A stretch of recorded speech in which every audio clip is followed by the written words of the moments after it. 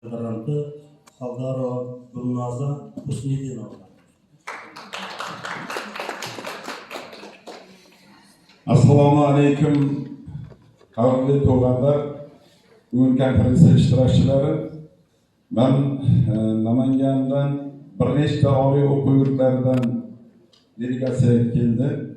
O'shaning nomidan ham gapirmoqchiman va Zahiriddin Muhammad Botir O'rta Osiyoda jumladan Movarounnahrda ko'p talaffularda bo'lib, Bobirnomada 2 hayit namozini bir joyda o'qimadim degan holda birgina Sulaymon tog'ida o'shda ko'shk soldik.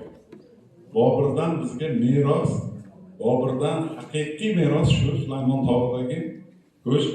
Shuning uchun Bobir tug'ilgan yurtdan, Bobir voyaga yetgan yurtdan o'shga, Sulaymon tog'iga hurmatli konferensiyachilarga sizlarga salom olib keldim. Bu yerda Namangan davlat universiteti, shuningdek Namangandagi Xalqaro biznes va ta'lim universitetida ham ishtirokchilar qatnashyapti. Ruxsatinglar bilan Namangan davlat universiteti rektori professor Sobitxon Toshpo'latov To'lg'onovni tabrigini o'qib bersam. Hurmatli Xudoyberdi Gaparangiyevich, Namangan davlat universiteti rahbariyati, universitet ilmiy pedagogik jamoasi nomidan sizni va siz boshchiliginizdagi barcha professor o'qituvchilarni O'sh davlat universitetining 85 yilligi bilan muborakbod etadi. Qirg'iziston Respublikasi O'sh davlat universitetining 85 yilligi munosabati bilan turkiy xalqlar qadriyatlari va birdamligini mustahkamlash maqsadida turkiy xalqlarning ma'naviy integratsiyasi, tili, adabiyoti, madaniyati mavzusida tashkil etilgan xalqaro ilmiy nazariy konferensiya ishiga muvaffaqiyat va bardavomlik tilaymiz. Universitetimiz bilan ilmiy pedagogik sohada olib borayotgan hamkorligingiz yuksak e'tirof etib, o'z jamoamiz nomidan mamnuniyat bilan izhor qilamiz. Universitetimizning O'sh davlat universiteti bilan hamkorlik rishtalari mustahkamlanmoqda. Namangan filologiya maktabi vakillari bu hamkorlikda o'z faolligi bilan o'rnak ko'rsatishyapti. Namangan davlat universiteti rahbariyati va professor o'qituvchilar jamoasi sizning va O'sh davlat universiteti jamoasini ilm-fan va ta'lim yo'lidagi mashaqqatli hamda sharafli faoliyatda ulkan muvaffaqiyatlar tilaydi. Ruxsatingiz bilan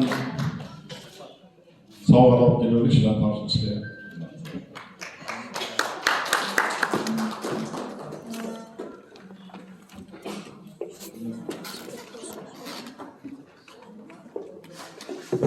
Namangan davlat universiteti bilan O'sh davlat universiteti o'rtasida tuzilgan memorandum bor. Bugun universitet rahbariyati mana shu emblemani tushirilgan sovg'ani topshirishni bizga iltimos qilishdi. Marhamat.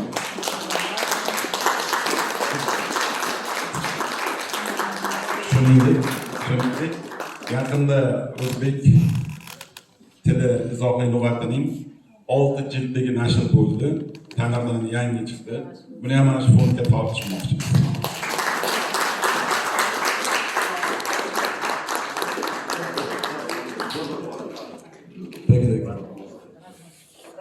Yani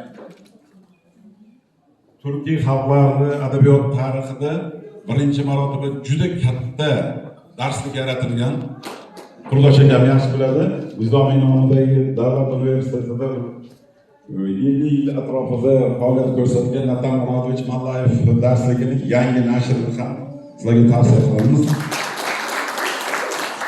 Bobur haqida yuzlab kitoblar yozilgan, lekin Umarshayx Mirzo haqida birinchi marotaba roman yozildi. Umarshayx Mirzo haqidagi romanni ham sizlarga tavsiya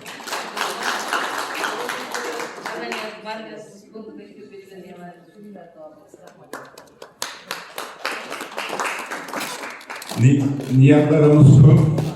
Mana shu fondga yangi nashr qilingan darsliklar, kitoblarni birinchi navbatda elektron variantini jo'natamiz, sovg'a qilamiz degan niyatlarimiz ham bor.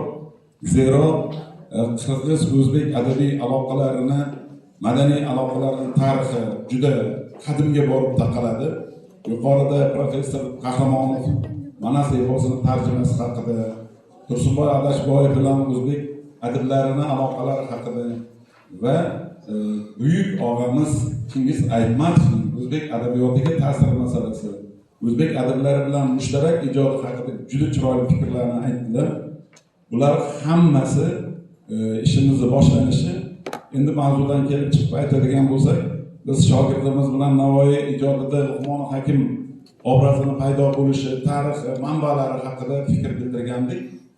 Ma'lum konferensiya nima mavzusidan kelib chiqib shunday narsa bo'ldiki, ulgura olganimiz yo'q kiritishga, shuning uchun mazmunni qisqacha aytib o'tmoqchiman. Luqmon Hakimdan faqat turkiy xalqlarda, o'zbek xalqlarida, jumladan o'zbek, jumladan qozoq, qirg'iz xalqlarida ham juda keng tarqalgan obraz ekan. Biz mana shu o'rinda qirg'iz xalq og'zaki ijodida, jumladan mifologiyada, ertaklarda, afsona va rivoyatlarda Luqmon Hakim haqidagi juda ko'p ma'lumotlar xalq orasida tarqalganini guvoh bo'ldik va solishtirib qiyoslaganimizda bu o'zbek folkloridagi syujet liniyalariga juda o'xshab ketishi ma'lum bo'ldi. Yana bir fikrimiz, afsona rivoyatlarimiz, ertaklarimiz, umuman xalq og'zaki ijodini mushtarak ildizlarga ega ekanligini ko'rsatadigan bir xususiyatlardan iborat bo'ldi. Qisqaroq qilmoqchiman. To'plamda maqolalarimiz bor. E'tiborlaringiz uchun rahmat. Salom.